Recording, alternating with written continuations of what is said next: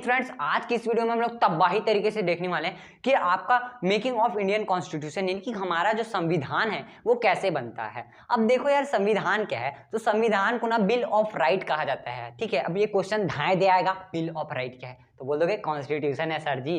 तो देखो, कॉन्स्टिट्यूशन मैंने बोल तो दिया बिल ऑफ राइट। अब बिल ऑफ राइट का मतलब क्या है? देखो, वो ना कॉन्स्टिट्यूशन एक ऐसा बंच ऑफ राइट है ना, बंच ऑफ बंडल है ना, bunch of bundle of right है जो क्या करता है, एक आम आदमी को उसका फंडामेंटल राइट इंट्रोड्यूस कराता है। अब कुछ भी समझ में नहीं आया, समझो। देखो, कॉन्स्टिट्यूशन क्या करता है, जैसे कि मान लो आपके सोसाइटी में कोई क्राइम हुआ है ना, मान लो कोई चोरी करके भागा, ये किसी का मर्डर हो गया, ये तो वो धाए दे जो काम हो रहा है ना, तो कॉन्स्टिट्यूशन के अनुसार बताया जाएगा कि उसे किस प्रकार की सजा दी जाएगी। अब आपको समझ आया कि हाँ भैया, जेल में जैसे चोरी करोगे ना तो दफा 420 लगता है, तो वो जो 420 लगा है ना भाई, वो क्या है, एक दफा है ना, दफा है। तो उसके थ्रू क्या होगा, उस जो क्राइम करेगा है उसके अनुसार क्या होगा, उसको पनिशमेंट मिलेगा। जैसे कि मान लो आपको एकदम आपके क्लास में एकदम गुंडागर्दी कर दिया, एक झोंको मार दिया पड़, तो क्या करेंगे सर, दो झापड़ रख देंगे और उसको निकाल देंगे, मतलब दोनों जन चले जाओगे अपने क्लास।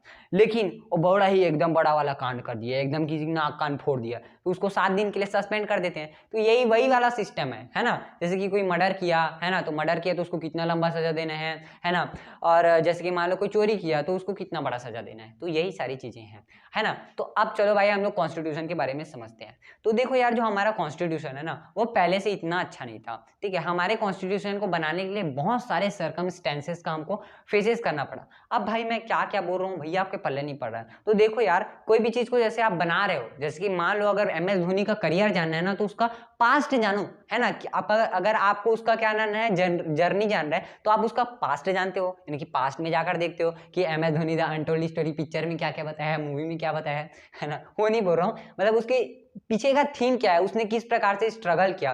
तो उसी प्रकार से ना हम लोग ये वाला जो चैप्टर है ना, इसमें देखने वाले हैं कि हमें कॉन्स्टिट्यूशन बनाने के लिए क्या क्या सर्कमस्टेंसेस यानी कि क्या क्या स्ट्रगल करने पड़े। तो चलो भाई, बिना देरी किए अब हम लोग अपने टॉपिक को स्टार्ट करते हैं। देखो, तो जो आपका मेकिंग ऑफ कॉन्स्टिट्यूशन है ना, ये स्टार्ट होता है कब से, जब 1773 रहता है तब से। अब इतना बुढ़ाऊ कैसे हो गया सर जी? उस समय तो ब्रिटेन वाले लोग थे, तो क्या ससुरा अभी नहीं थे क्या? उस समय का बात मैं बता रहा हूँ। देखो, अब जो ब्रिटेन था ना, उसने क्या किया, रेगुलेटिंग एक्ट ऑफ इंडिया पास किया। क्या किया? Regulating act. अब ये रेगुलेटिंग एक्ट क्या है? Regulating act. अब ये रेगुलेटिंग एक्ट ऑफ 1773 क्या है? तो देखो, इस एक्ट के बारे में आपके बुक में ज्यादा तो नहीं दिया, लेकिन फिर भी मैं बताऊंगा, मेरे से पढ़ रहा हूँ ना, मैं बताऊंगा। देखो, रेगुलेटिंग एक्ट ऑफ 1773 में इसने क्या किया पता है? ब्रिटिश गवर्नमेंट ने अपने शासन को ना ठीक करने के लिए क्या किया, बहुत सारे ना अब नए नए चीजें इंप्लीमेंट की। जैसे कि मान लो उसका जो फैक्ट्री था, है ना, उसका जो फैक्ट्री था नहीं, ब्रिटिश ईस्ट इंडिया कंपनी, तो उस कंपनी में कोई वर्कर अगर बकर कर रहा है ना, कोई वर्कर अगर घपलदी कर रहा है, तो उसको हटाना है, तो उसके लिए मतलब लॉ बनाना है, तो इसमें जो है दिया गया था। तो इसी समय से ना हमारे यहाँ के जो लीडर थे ना, वो क्या कर रहे थे, ऑब्जर्व कर रहे थे कि हाँ भैया, इस तरीके से लीडरशिप करना है, हाँ इस तरीके से लीडरशिप करना है। अब जैसे कि आप देखोगे एकदम ऐसी पढ़ना है, इस तरीके से पढ़ेंगे तो हम जो है टॉप कर देंगे। वैसे ही क्या हो रहा है कि ये लोग क्या कर रहे हैं पता है, देख रहे हैं, हाँ हमारे देश वाले लोग, कि भाई ये लोग ये ऐसा ऐसा क्या कर रहे हैं, ताकि हमको भी, हमारा भी समय आएगा, अपना टाइम आएगा, तब अपन लोग भी अपना जलवा दिखाएंगे वाला सिस्टम है। तो रेगुलेटिंग एक्ट ऑफ 1773 आया। अब इसके बाद हम लोग का कहानी जाता है 1928 में। लेकिन इससे पहले भी मैं अगर बताऊं तो बहुत सारे एक्ट आए थे, गवर्नमेंट ऑफ इंडिया एक्ट, क्या बोलते हैं 1919, और भी बहुत सारे एक्ट। तो उसी समय ना 1928 में क्या हो रहा था, 1928 में लोग प्लान बना रहे थे क्या, कि हमें सिविल डिसोबिएंट मूवमेंट चालू करना है। अब सिविल डिसोबिएंट मूवमेंट क्या है, तो इसके ऊपर भी मैं क्या करूंगा, एक वीडियो बनाऊंगा, क्योंकि सिविल डिसोबिएंट मूवमेंट एक बहुत इंपॉर्टेंट मूवमेंट है, जैसे नॉन कॉपरेशन मूवमेंट है उसी तरीके से। लेकिन बस अभी इतना समझो कि हम ब्रिटिश के खिलाफ बगावत करने की सोच रहे थे, कितने में, 1928 के समय से। तो 1928 में ना जो मोतीलाल नेहरू जी रहते हैं, कौन रहते हैं, मोतीलाल नेहरू जी, मोतीलाल नेहरू, एन लिख दूंगा समझ जाना। मोतीलाल नेहरू कौन है, the father of Jawaharlal Nehru. अब जवाहरलाल नेहरू कौन है, तो भाई PM है, फर्स्ट PM है हमारे।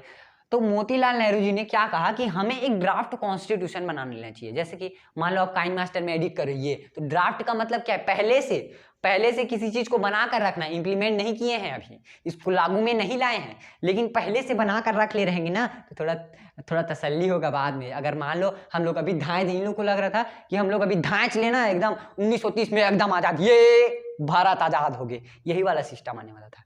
तो इन लोग को ऐसा लग रहा था तो मोतीलाल नेहरू जी आइडिया देते हैं कि चलो भाई हम लोग ड्राफ्ट कॉन्स्टिट्यूशन बना लेते हैं, तब हमको थोड़ा बहुत समझ आएगा ना, वरना उतना टाइम एकदम हड़बड़ी कैसे कैसे लिखे कैसे कैसे लिखे ऐसा कंडीशन हो जाता है।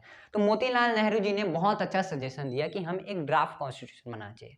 अब उसके बाद आते हैं कौन जी, M.N. रॉय। अब इन्हीं की आइडिया को देखकर ना 1934 में, अब इतने टाइम तक क्या है सर जी, सोए थे क्या? सोए नहीं थे यार, इन लोग क्या कर रहे हैं, कॉन्स्टिट्यूशन के बारे में कुछ कुछ चीजें सोच रहे हैं।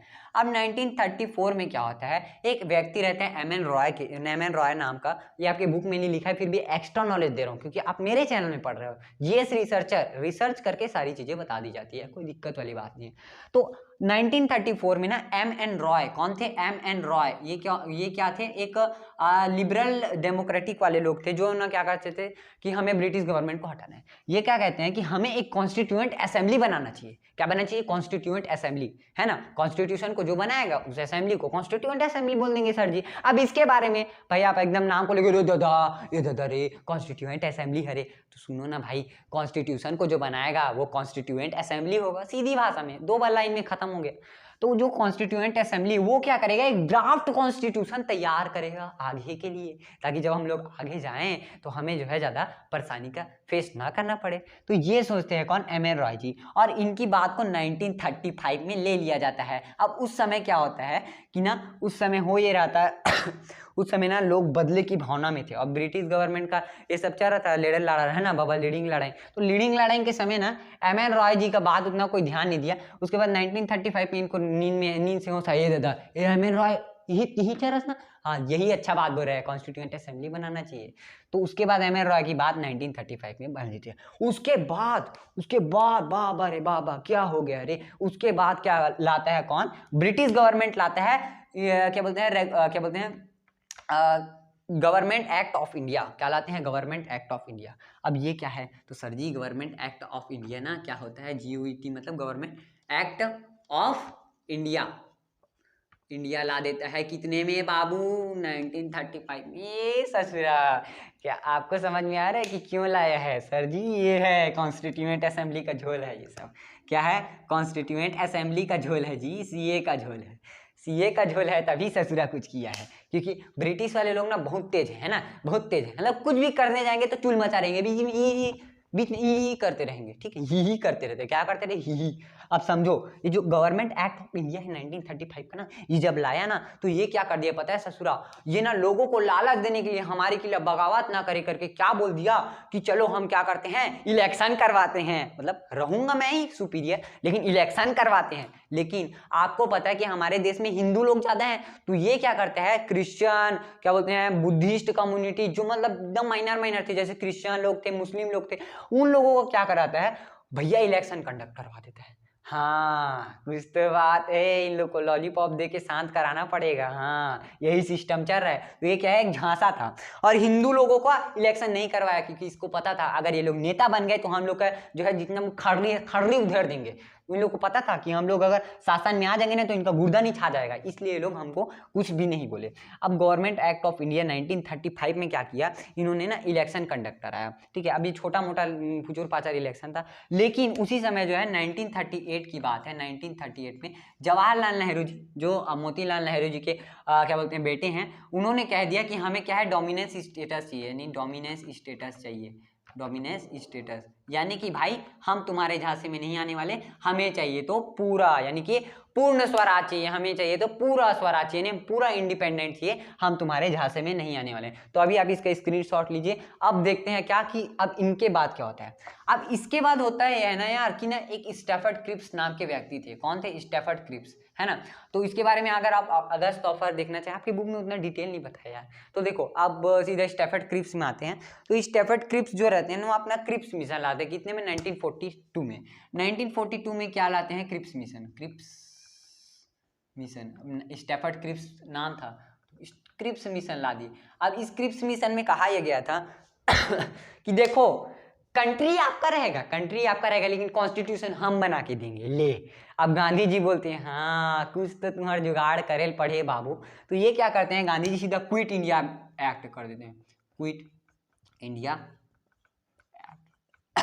सीधा क्विट इंडिया मिशन होगा, एक्ट कहाँ, मिशन, यानी कि सीधा भारत छोड़ो अभियान, क्विट इंडिया मिशन ठीक है सॉरी यार थोड़ा देख लेना, हेल्थ का इशू चल रहा है। तो क्विट इंडिया एक्ट मिशन जो है पास कर दिया जाता है 1942 में कि भाई अब हम सीधा भारत छोड़ो अभियान कर देते हैं। और इसी में गांधी जी ने कहा था डू और डाई, करो या मरो, अब करोगे नहीं तो कब करोगे रे बाबू। तो 1942 में ये मिशन इन्होंने चालू कर दिया। अब क्रिप्स मिशन भी क्या हो जाता है, लोल हो जाता है ना, भकलोल टाइप का काम करे थे, छाड़। उसके बाद क्या होता है कि अब ये वाला जो टॉपिक है बहुत बड़ा है, इसके बाद क्या होगा ये आपके बुक में लिखा है। तो इसके बाद होता ये कि 1946 में ना, 1946 में कैबिनेट मिशन पास किया जाता है। कैबिनेट मिशन पास किया जाता है। अब ये कैबिनेट मिशन क्या है? तो देखो यार, कैबिनेट मिशन में हुआ ये था, इन्होंने क्या किया, चलो अब ये ससुरे लोग बहुत बोल ही रहे हैं, अब इनको लगा ब्रिटेन वाले के हम लोग बुद्धू हैं, चलो बोल ही रहे तो इलेक्शन करवा देते हैं। लेकिन ये वाला जो इलेक्शन था ना, ये हमारे लिए इंपॉर्टेंट बन जाता है। और मैंने जो अभी आपको बताया ना गवर्नमेंट ऑफ इंडिया एक्ट, तो वही जो इलेक्शन का जो क्या बोलते हैं वोटिंग वगैरह सिस्टम जो ब्रिटेन बताया था ना, उसको हम लोग अभी भी फॉलो करते हैं। और वो हमारे कॉन्स्टिट्यूशन में एक बहुत बड़ा भाग था, यानी कि 1935 में जो लाया गया था ना, वो फालतू नहीं था भाई, बहुत इंपॉर्टेंट था। जैसे ये कैबिनेट मिशन इंपॉर्टेंट था। तो इसमें इसने कहा कि चलो मैं 10 लाख में ना, 10 लाख में एक सीट दूंगा। अब हमारे भारत में कितने हैं, तो हमारे भारत में उस समय जनसंख्या उतनी ज़्यादा नहीं थी। तो ज़्यादा जो है हमको कितने सीट मिले, हमको जो है टोटल सीट मिले 389। कितने सीट मिले टोटल सीट आपके आ गए 389। अब 389 में भी बहुत सारे जैसे ग्रुप रहते हैं ना, उसी प्रकार ग्रुप थे।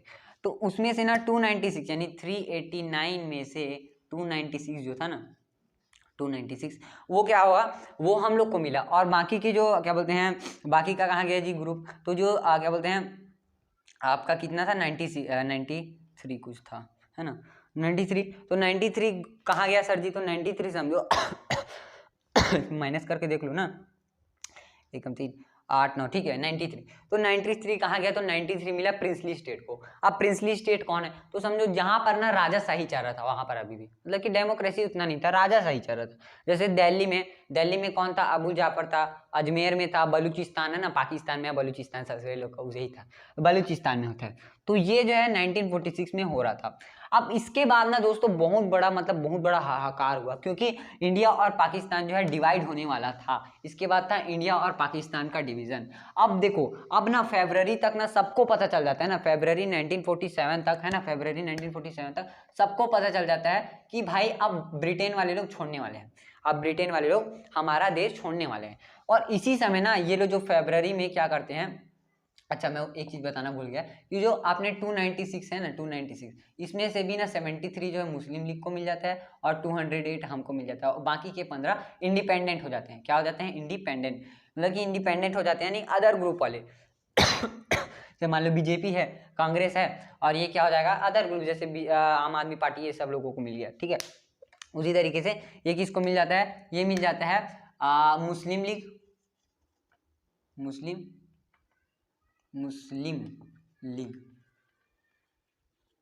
लीग, और ये किसको मिल जाता है, हमारे डोमिनेंस स्टेटस वाले लोग को। यानी कि हम भारत को जो है बिछड़ना नहीं देना चाहते थे दोस्तों, हम भारत को यार जोड़ कर रखना चाहते थे। अब क्या कर सकते हैं, अब देखो अगर हम भारत को तोड़ते नहीं, कई लोगों को ऐसा लगता है कि हमने पाकिस्तान के साथ डिवीजन क्यों किया। तो देखो भाइयों, उस समय का कंडीशन कुछ ऐसा था यार, अगर हम लोग ना, अली जिन्ना जी उस समय क्या थे, वहाँ के क्या बोलते हैं प्रेसिडेंट बनने की। अब अली जिन्ना को क्या लग रहा था कि अगर हम लोग 2 कंट्री बन जाएंगे, क्योंकि यहाँ तो भाई जवाहरलाल नेहरू जी हैं, गांधी जी हैं, तो हमें यहाँ पर तो क्या मिलेगा, पैसा नहीं मिल सकता। तो ये क्या चाहते थे कि पाकिस्तान में जाकर ना हम अपना क्या करें, अपना खुद का प्रेसिडेंसी, यानी कि हम खुद प्रेसिडेंट बन जाए, हम खुद पीएम बन जाए वहां के। इस कारण से हमको जो है लीडर बना दे, इस कारण से उसने क्या किया, भारत को डिवाइड करने का कोशिश किया। अब आपको क्या लगता है कि हमारे देश वाले लोग रोके नहीं होंगे, हमारे देश वाले लोगों ने बहुत रोका यार, बहुत रोका, ठीक है। लेकिन जो पाकिस्तान को ना बहुत ज्यादा चूल मचा था कि चलो हमको अलग होना करके, और अलग नहीं होते ना तो आज भी मुस्लिम और हिंदू में बहुत ज्यादा क्या बोलते हैं, बहुत ज्यादा डिस्प्यूट देखने को मिलता है। क्योंकि अभी देखो यार, अभी हम लोग डिवाइड हो गए, फिर भी इतना ज्यादा डिस्प्यूट मिल रहा है, फिर भी देखो यार अभी भी कचर किचर हो रहा है। तो उस समय सोचो कि अगर हम लोग जोड़ देते तो और क्या होता। तो देखो यार ये कुछ कंडीशन इस प्रकार थी। और आप अगर गलत फहमी होंगे कि भारत उनको क्या करता है, अगर पाकिस्तान पर हमला क्यों करता है, तो ससुरे पहले सुन लो कि भारत जो है कभी भी दूसरे के ऊपर क्या बोलते हैं, हम अपनी जो क्या बोलते हैं धरती माँ है, धरती माँ को हम लोग अपना माँ मानते हैं, तो हम किसी दूसरे की माँ पर नजर क्यों डालेंगे यार। हम लोग आज तक किसी के देश में हमला नहीं किया यार, हम लोग आज तक ये नहीं बोले कि हमें किसी देश का जो जमीन चाहिए, लेकिन वो पाकिस्तान जब बोलता है ना कि हमें कश्मीर चाहिए तब हमारा दिल खोलता है। जब वो बोलता है कि हमें जो है पंजाब चाहिए, सिंध चाहिए, तब हमारा दिल खोलता है। जब हम तुम्हारे देश के किसी भाग पर जब हम अपना हक नहीं जमा सकते, तो तुम्हारी औकात कैसे हुई कि हमारे यहाँ की औकात दिखाने की। और आज देखो वही जो पाकिस्तान है ना, जो तुल मचा के बोला था, उसका औकात देखो आज क्या आ गया, भिखारी बन चुका है, भिखारी। मुझे बोलना अच्छा नहीं लगता लेकिन बोलना पड़ता है, क्योंकि ऐसे ऐसे लोग हैं हमारे क्या बोलते हैं नेशन में, ऐसे ऐसे कंट्री भी हैं जो लोग इतने कुत्ते होते हैं, इसका भी कोई लिहाज नहीं किया जाता। ठीक है, तो भाई अब ये टॉपिक से बाहर हो जाता है, फिर भी मेरा दिमाग खो जाता है जब पाकिस्तान का नाम सुनते हो। तो ये हुआ था।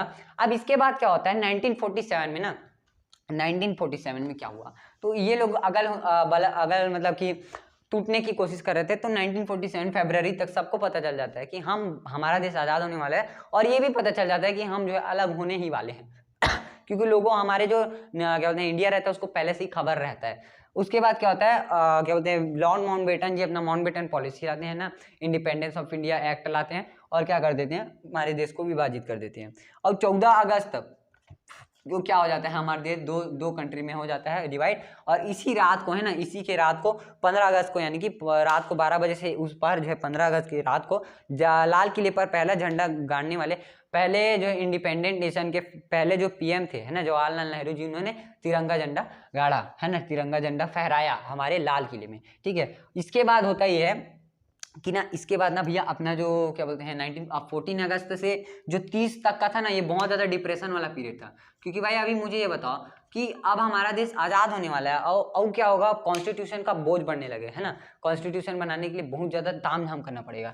तो अब ये कंडीशन चल रहा था, तो अब इसी समय में हम लोग क्या करेंगे, अब ये जो कंडीशन चल रहा था इससे बचना तो है। और अभी देखो, अभी मोतीलाल नेहरू जी नहीं होते तो हमारे देश का क्या कॉन्स्टिट्यूशन इतने जल्दी बनता नहीं बनता, क्योंकि उसके बाद भी बहुत ज़्यादा कंजट हुआ। तो सोचो अगर वो व्यक्ति नहीं होते, उतने महान पुरुष नहीं होते, Jawaharlal Nehru ji, Motilal Nehru ji, doctor Bhimrao Ambedkar the father of constitution, ये लोग अगर नहीं होते तो आज भी हमारा देश ना यार घटिया ही रहता। मतलब आज भी हमारा घटिया तो नहीं, लेकिन हमारा देश आज भी मतलब ना कॉन्स्टिट्यूशन के नाम में बहुत रहता, मतलब लो ही रहता। आप सोच के देखो, जिसको आप पढ़ने के लिए झिझकते हो, उसको जिन लोगों ने उस समय बनाया होगा सोच के, तो जरा सोच के देखना कि उस कॉन्स्टिट्यूशन को बनाने में कितनी मेहनत लगी होगी।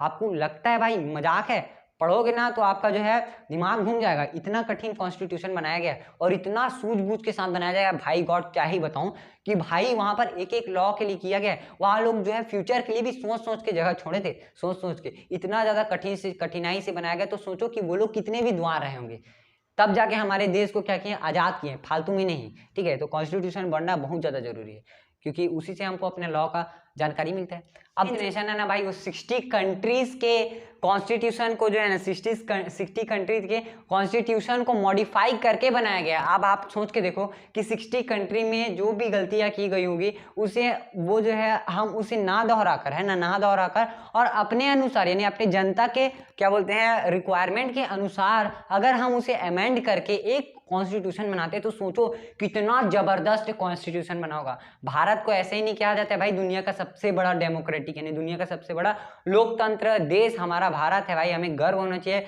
कि हम जो है इस क्या बोलते हैं महान क्या बोलते हैं धरती पर पैदा हुए हैं। आपको तो गर्व होना चाहिए यार। ठीक है, हमारा कल्चर कितना अच्छा है, हम भले ही मनी से रिच ना हो, हमारा देश भले ही मनी से रिच ना हो, लेकिन दुनिया में कहीं भी जाओ, लेकिन हमारे जैसा कल्चर कहीं नहीं मिलेगा। हमारा एक ऐसा शास्त्र है जिसमें लिखा है अतिथि देवो भव। ऐसा कोई निशान है क्या जहाँ पे लिखा है अतिथि देवो भव? लेकिन कई बार ऐसा भी हो जाता है इतिहास में, अगर हम लोग उसी समय जब वास्को डी गामा आया था उसको पढ़ दे के निकाल देते ना, तो अभी ब्रिटिश का सरकार नहीं आता, जिसके कारण हम लोग को इतना पढ़ना पड़ रहा है। क्योंकि भाई अभी उस समय चल रहा था अतिथि देवो भव, तो आओ आओ आओ अतिथि देवो भव, तो थोड़ा सा मिस्टेक हो जाता है, कोई दिक्कत नहीं है। तो जो 60 नेशंस का जो कॉन्स्टिट्यूशन है उसको मॉडिफाई करके बनाया गया। अब इसके बाद आपका मेन टॉपिक आता है, मैंने ये चार्ट बना दिया। अब देखो, देख के घबराना मत, क्योंकि मैं हूं ना तब तक आपको कोई दिक्कत नहीं है। तुरंत याद करा दूंगा यार, डेट याद करना कोई बड़ी बात थोड़ी ना है, यहीं से बोल दूंगा फर फर फर फर फर फर फर, ठीक है। अब देखो 17 मार्च 1947 को ना, 17 मार्च 1947, 17 मार्च 1947, 17 मार्च 1947, 17 मार्च 1947 यानी 17 मार्च 1947 को क्या हुआ था। तो ना उस समय ना लोगों को, मतलब उस समय हम लोग आजाद हो गए थे ना, अब मार्च आ गया, मार्च को ना आजाद तो नहीं हुए थे उस समय, आजाद नहीं हुए थे, आजादी की राह पर चल रहे थे। तो सिटीजन से क्या किया गया, उनका ओपिनियन पूछा गया कि भाई देखो कि आपका अपना ओपिनियन बनाओ कि किस तरीके का लॉ आपको चाहिए, उस अनुसार से हम लोग बनाएंगे जी अपना जितना भी काम कराना है। तो 17 मार्च 1947 को ये चीज हुआ। उसके बाद आता है कौन सा, 25 फरवरी, है ना, 25 फरवरी 1948, है ना। सबको जैसे पूछा गया कि आपका क्या राय है, आपका क्या राय है, वो दे मोदी जी कुछ राय है क्या मोदी जी नहीं, लेकिन कोई उस समय, वही सर जी आपका कुछ राय है क्या, मिश्रा जी आपका कुछ राय है, शर्मा जी आपका कुछ राय, दो दो लाओ लाओ, ले ला और लाया। और क्या किया, 25 फरवरी 1948 को, 25 फरवरी 1948 को क्या किया गया, उस सब का मिला करना एक ड्राफ्ट बनाया गया, है ना। ड्राफ्ट मतलब इम्प्लीमेंट करने के लिए नहीं, दिखाने के लिए, हाँ ये कैसे बना है ना, कैसे बना है उसको ड्राफ्ट बोलते हैं। तो क्या हुआ, 17 मार्च को क्या किया गया, ओपिनियन पूछा गया 1947 में। फिर एक साल बाद, है ना, एक साल बाद 25 फरवरी को क्या किया गया उस ड्राफ्ट को ना अच्छे से बना लिया गया, उनके जितने भी आइडिया थे उसके ड्राफ्ट को अच्छे से बना लिया गया। उसके बाद होता क्या, तो उसके बाद होता ये है कि अपना जो 17 सितंबर आता है ना, 17 सितंबर 1948 को इसे सारे लैंग्वेजेस में लिखा जाता है, क्योंकि अलग अलग नेशन, अलग अलग जो है अपने स्टेट बन गए थे। हमारा स्टेट का आधार क्या है, लिंग्विस्टिक, यानी कि हमने जो है भाषा के आधार पर सारे देश को बोला है। और भैया सुन लो कि ना, देखो यार, जब बंगाली लोग अपना क्या बोलते हैं अपना बंगाल का भाषा नहीं बोलते हैं, मराठी लोग अपना महाराष्ट्र का भाषा बोलते हैं, महाराष्ट्र का मराठी बोलते हैं। तो मुझे ये बताओ कि छत्तीसगढ़ वाले लोग छत्तीसगढ़ी बोलने में क्यों डराते हो, है ना। हमन काबर डरबो जी, हमार देश खुद बोले है यार कि हम मतलब भाषा के आधार पे बांटा गए। अब तुमन बोलू यार कि छत्तीसगढ़ पीछे, मुझे बताओ पीछे करे कारण का है, बताओ ना, इसको पीछे करने का कारण क्या है, तुम ही तो हो इसके पीछे करने का कारण। कहीं जाओगे बाहर में घूमने के लिए, हिंदी में अपना चालू हो जाते हो, उन लोग देखना, कभी कभी देखना भाई, महाराष्ट्र वाले लोग मराठी कहीं भी चालू कर देते हैं। तो क्या तुम अपने भाषा को घटिया समझते हो रे, लेदरे लोग घटिया समझते हो भाई, खुद अपने सोच को सुधारो, तब जाके ना आप अपने देश को सुधारोगे, समझे। इसलिए मैं ना जहां भी जाऊंगा मेरे को कुछ भी बोलना रहा है, मैं छत्तीसगढ़ी में बोल देता हूँ सीधा, नो बकवास। हमारा देश किसके आधार पर बटा है, लैंग्वेज के आधार पर, सीधा बात, नो बकवास, सीधा छत्तीसगढ़ी चालक काय रे, का चाहिए बोल, सीधा छत्तीसगढ़ी बोलो यार, तब बाहर में भी हमारा जो एक पहचान बनेगा। सब लोग अपना पहचान बना के बैठे हैं, यहाँ तक बिहार के भोजपुरी का भी एक लैंग्वेज आता है। आपने आज तक टीवी में नहीं देखा होगा कि छत्तीसगढ़ी का कोई चैनल है, क्योंकि तुम यहाँ के लोग बाहर जाकर बोलोगे ही नहीं, तो लोगों को पता क्या चलेगा कि हमारा छत्तीसगढ़ी भाषा है, बोले पता चलेगा क्या। तो कुछ अकल लाए करो, न पढ़ते लिखते हो ना, तो पढ़ते लिखते कहीं नहीं जाएगा, कुछ दिमाग में अकलाए करो, तब जाके समझ आएगा, ठीक है। तो अब देखो लिंग्विस्टिक लैंग्वेज के भाषा में जो है बांटा गया है। तो 17 सितंबर को जो क्या किया जाता है क्या किया जाता है, ऑल लैंग्वेज के में लिखा जाता है कॉन्स्टिट्यूशन को। उसके बाद 6 अक्टूबर 1948 आते आते ना 243 आर्टिकल्स और 13 शेड्यूल्स में हमारे कॉन्स्टिट्यूशन को बांट दिया जाता है। लेकिन भैया 6 अक्टूबर है, 17 अक्टूबर के आते आते ना ये 315 आर्टिकल हो जाता है, यानी कि हमें जो है और भी क्या मिल रहा है आइडिया। क्योंकि देखो अगर कोई लॉ बना है ना, उसके बारे में लोग डिबेट करेंगे, यानी कि कुछ तो कंक्लूजन निकालेंगे, और वो कंक्लूजन अगर अलग हुआ उससे तो हम क्या करेंगे, उसको जोड़ देंगे। वैसे ही 315 हो गया आर्टिकल। उसके बाद क्या हुआ, 4 नवंबर 1948 को ना हेल्प ऑफ 1935 एक्ट, यानी कि ये क्या है, तो मैंने जो आपको गवर्नमेंट ऑफ इंडिया एक्ट बताया था ना, वही है, वहीं से हमने वोटिंग का चीज निकाला और उसका हेल्प करके हमने फिर से उसमें अमेंडमेंट किया, है ना। अब अमेंडमेंट करके, है ना, अमेंडमेंट करके हमें अच्छा एक मिला कॉन्स्टिट्यूशन। अब रीड करने के लिए दिया गया सारे लोगों को, रीड करने के लिए दिया। अब देखो इतना बड़ा कॉन्स्टिट्यूशन को रीड करना है, तो फर्स्ट रीडिंग की जाती है 1949 के अक्टूबर में, फर्स्ट रीडिंग की जाती है 1949 के अक्टूबर में। उसके बाद क्या होता है, 17 नवंबर को जो है जाहिर सी बात है 17 नवंबर तक अपना जो है पूरी तरीके से आ जाता है 395 आर्टिकल है सर जी, और 22 शेड्यूल दीजिए।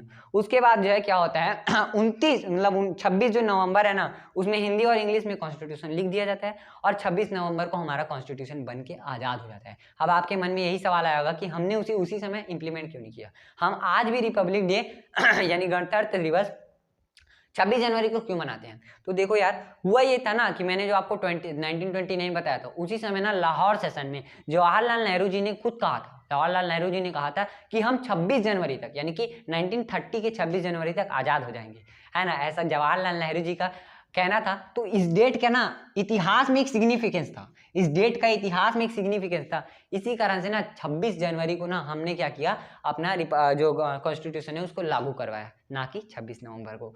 और इस जो हमारा कॉन्स्टिट्यूशन था इसको बनने में इसको बनने में कितने दिन लगे? तो 2 साल ये पेपर में आता है, 2 साल 11 महीने 18 दिन, 2 साल 11 महीने 18 दिन। तो मैंने इसको आपको पूरे चार्ट के हिसाब से दे दिया, आप इसके स्क्रीनशॉट ले सकते हैं। अब चलो तो यार एक बार समरी करते हैं जो मैंने इस पेज में बताया, क्योंकि पिछले वाला तो आपको अच्छा ही हो गया होगा। हमने क्या देखा, देखो तो हमने देखा कि 17 मार्च 1948 को क्या किया गया लोगों के द्वारा, मतलब 1947 17 मार्च को लोगों के ओपिनियन जाने गए, ठीक है। उसके बाद क्या होता है, 25 फरवरी, एक साल बाद 25 फरवरी को अच्छी तरीके से एक ड्राफ्ट तैयार किया जाता है 1948 में, हौसर जी। तो वो जो ड्राफ्ट था ना उसको पहले, फिर उसके बाद 17 अक्टूबर में, क्या बोलते हैं 17 सितंबर है ना, 17 सितंबर में क्या किया जाता है, सारे भाषा में लिखे जाते हैं, सारे भाषा में लिखे जाते हैं। उसके बाद क्या होता है, 17 सितंबर में जब वो सारे भाषा में लिखे जाते हैं, फिर 6 अक्टूबर 1948 को क्या किया जाता है, एक अच्छा ड्राफ्ट बना लिया जाता है ना, मतलब कि क्या बोलते हैं 25 फरवरी को अच्छा ड्राफ्ट बना लिया जाता है, और 6 अक्टूबर में ये बता दिया जाता है कि क्या क्या आर्टिकल्स हैं और क्या क्या शेड्यूल्स हैं। यानी कि क्या बोलते हैं 17 मार्च को ओपिनियन लिया गया। उसके बाद क्या हो जाता है अपना जो क्या बोलते हैं 25 फरवरी था ना, 25 फरवरी को क्या किया जाता है, ड्राफ्ट तैयार किया जाता है। और ड्राफ्ट तैयार होने के बाद उसमें जो है सारे भाषा में लिखे जाते हैं, और सारे भाषा में लिखे जाने के बाद हमें बता दिया जाता है कि 243 क्या बोलते हैं आर्टिकल है, और क्या बोलते हैं 13 शेड्यूल बनाए गए। लेकिन फिर से इसे 17 अक्टूबर तक चेंज किया जाता है, और 315 जो है क्या बोलते हैं आर्टिकल बन जाते हैं, है ना। फिर जो है 4 नवंबर को हमने जो है क्या बोलते हैं 1935 के एक्ट से मदद लेकर और उसमें कोई चीजें जोड़ा। फिर जो फर्स्ट रीडिंग स्टार्ट होती है, फर्स्ट रीडिंग स्टार्ट होती है अक्टूबर 1949 में, अक्टूबर 1949 में फर्स्ट रीडिंग की जाती है, उसका पहला रीडिंग। उसके बाद क्या होता है 17 नवंबर तक ना हमारा जो कॉन्स्टिट्यूशन था वो बन गया था। फिर उसे जो है लिखा जाता है क्या बोलते हैं हिंदी और इंग्लिश में। जब हमें टाइम लगा था कितना, क्या बोलते हैं 26 नवंबर, क्या बोलते हैं 26 नवंबर तक हमारा जो कॉन्स्टिट्यूशन बन गया था हिंदी और इंग्लिश में लिखकर, ठीक है। और हमारे इस कॉन्स्टिट्यूशन में 395 आर्टिकल और 22 शेड्यूल्स थे। उसके बाद क्या हो जाता है, उसके बाद हमारा जो रहता है इसको हम लोग 26 जनवरी को पब्लिश कर देते हैं। कितने में, 26 जनवरी 1950 में क्या करते हैं, पब्लिश कर देते हैं। इसे बनाने के लिए 2 साल 11 महीने और 18 दिन लगते हैं। तो आई होप करता हूँ दोस्तों कि आपने इस वीडियो से बहुत सारी चीज़ें सीखी हुई है, ठीक है। तो मिलते हैं नेक्स्ट वीडियो में, तब तक के लिए बाय बाय।